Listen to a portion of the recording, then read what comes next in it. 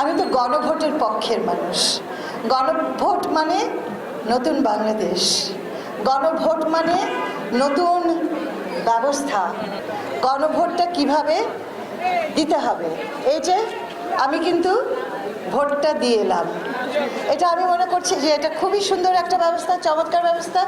আমার নজরে পড়েনি আর অন্য কোনো অঞ্চলে এটা করছে কিনা, তবে ওরা যদি না করে থাকে আপনাদের নিউজের মাধ্যমে তারা যশোরের এই পদ্ধতিটা অনুসরণ করতে পারে।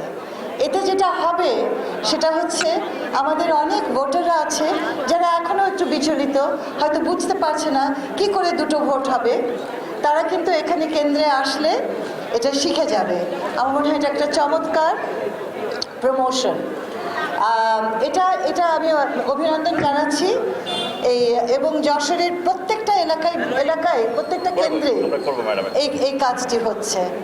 তো আমি তো নিরপেক্ষ মানুষ নই, আমি তো গণভোটের পক্ষের মানুষ।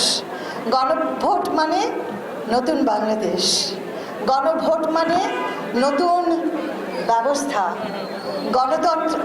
গণভোট মানে গণতন্ত্র, গণভোট মানে আমাদের রাজনৈতিক দলগুলোকে সকলকে গণতন্ত্রের পথে ফিরিয়ে আনা। তো এটার প্রতি নিরপেক্ষ থাকা যায় না, তাই আমি হচ্ছি হ্যাঁ পক্ষে। না তারা তাদের মতো করে করবে, এটা তো রাজনৈতিক বিষয় না। আমরা তো আশা করব রাজনৈতিক দলগুলোও বুঝবে যে হ্যাঁ ভোটটি তাদেরও স্বার্থে, এবং আমাদের তাদেরকে সাথে নিয়ে নয়, আমরা সকলে মিলে যার যার জায়গা থেকে গণভোটের পক্ষেই কাজ করব, এটাই আশা করব।